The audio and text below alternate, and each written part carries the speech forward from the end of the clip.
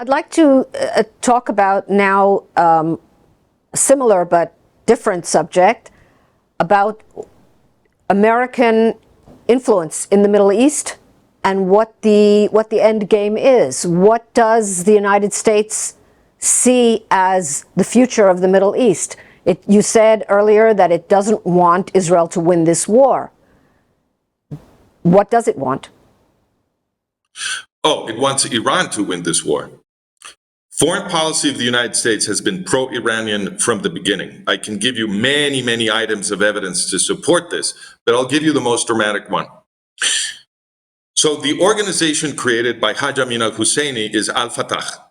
Al-Fatah took over the PLO by 1970. So I always say PLO Fatah. PLO Fatah is the creator of Iran. I learned that most people in Israel don't remember this. Even the people who are very focused on defending Israel, when I made a trip to Israel years ago to talk about this, nobody remembered that Arafat and Mahmoud Abbas had created Ayatollah Khomeini, the founder of jihadi Iran. Nobody remembered it. But this was on the front page of the New York Times, and you can go check it after our interview.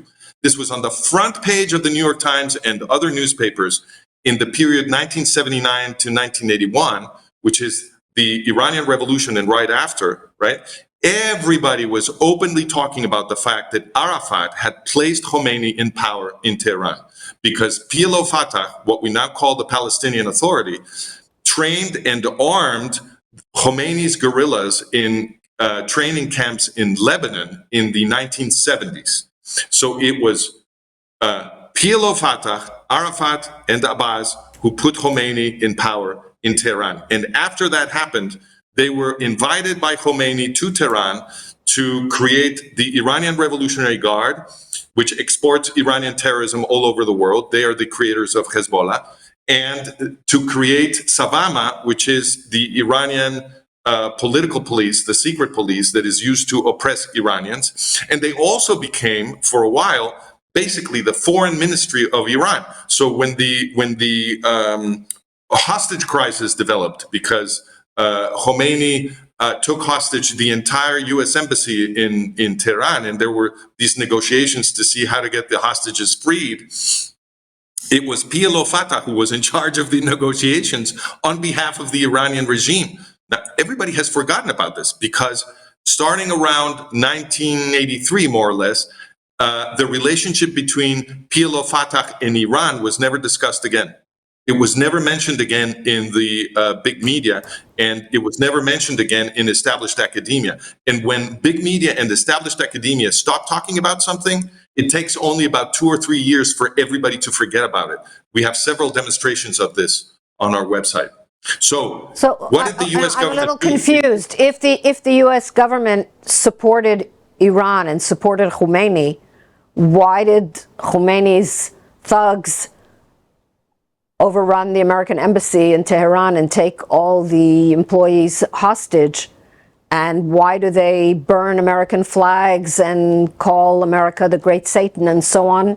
Because you need to believe that Iranian bosses and U.S. bosses are enemies.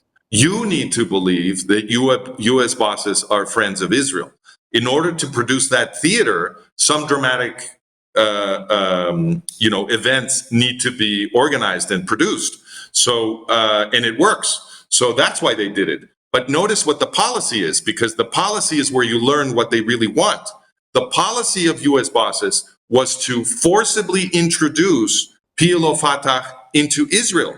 They threatened Israeli leaders in order to get this result. PLO Fatah had already been destroyed, basically, by Menachem Begin in 1982. Menachem Begin invaded Lebanon, where PLO Fatah had its base, and they basically destroyed PLO Fatah. The few remaining leaders of PLO Fatah escaped to Tunis, and they basically had been destroyed. They couldn't do anything after that. So what the U.S. government did is it revived PLO Fatah by creating the Oslo process, and it threatened Israel to accept PLO Fatah in militarily strategic territory of the Jewish state. So what did they do? They introduced Iran into militarily strategic territory of the Jewish state, because PLO Fatah is the daddy of Iran. So that's what the US government did. And that, by paying attention to that, is where you learn what their real intentions are. So you're saying that that the US government is continuing to arm Israel only to appease its own voters? Well, it's continuing to arm Israel in order to preserve the appearance of an alliance with Israel. And of course, as you said, to appease American citizens who would be horrified to understand that US bosses are actually assisting the Iranian attacks against Israel. So yes, this is part of the show, but it's very important to do the algebraic sum. So when you do the algebraic sum and you subtract from the military aid that Israel gets from the United States, the aid that the United States, the military aid and military weapons that the United States sends to the enemies of Israel, when you perform that algebraic sum, you get a number that is negative for Israel.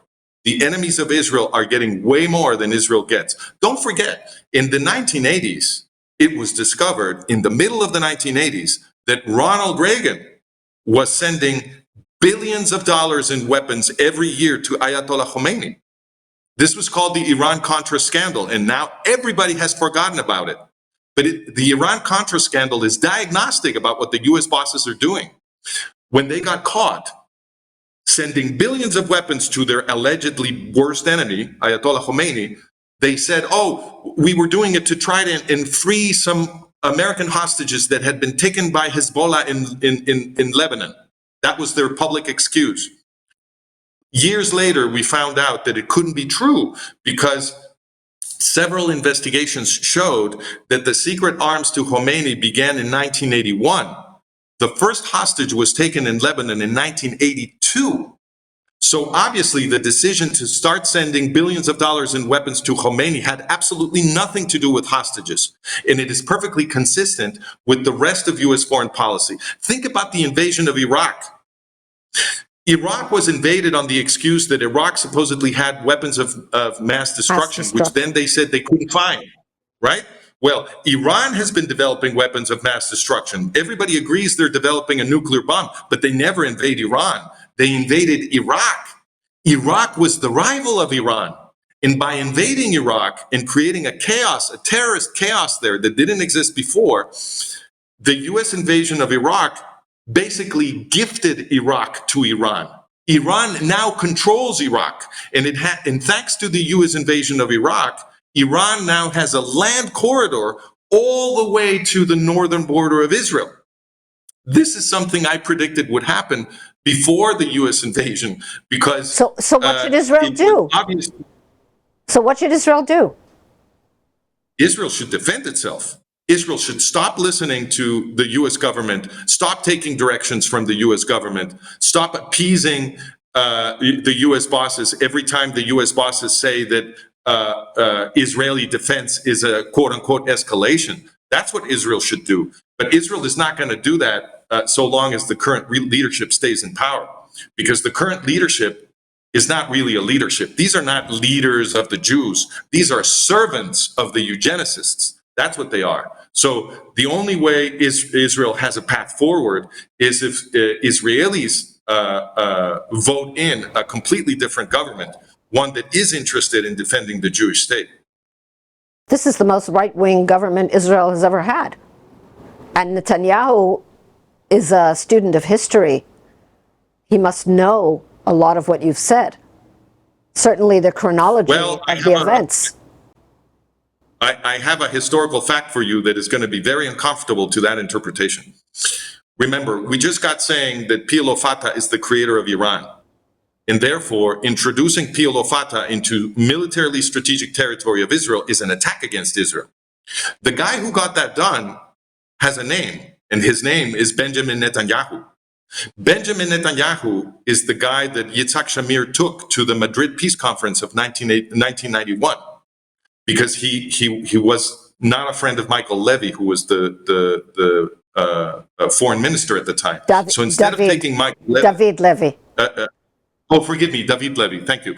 So instead of taking Levy, he took the undersecretary, who was Benjamin Netanyahu.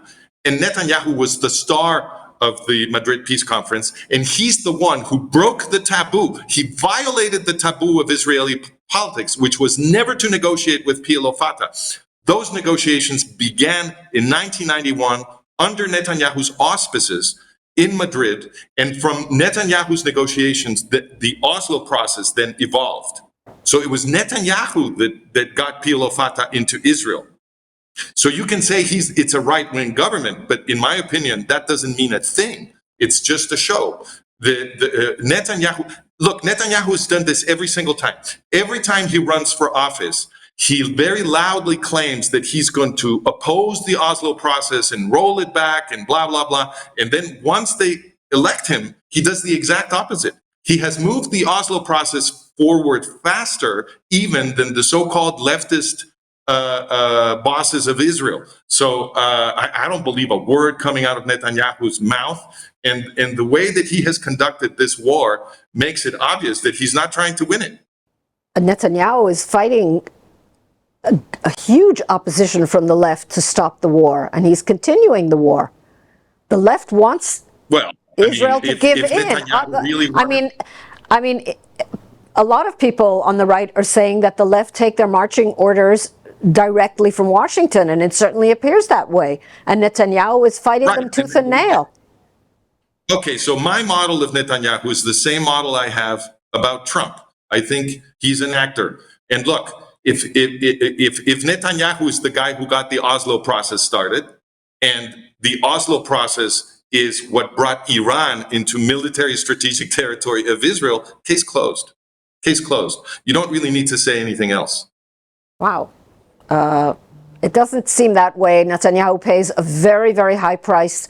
He is universally despised in the mainstream media. He won't even be interviewed there anymore. I mean, he doesn't see the point anymore. He's the prime minister of Israel. I think he's a fantastic actor playing a role just like Trump, just like Biden, just like Kamala Harris. What's in it for him? Well, you have to ask him. But he's the guy who got PLO Fatah into Israel. Case closed. PLO Fatah is Iran. Netanyahu brought Iran into militarily strategic territory of Israel. Nothing that you say on the other side can weigh more than that.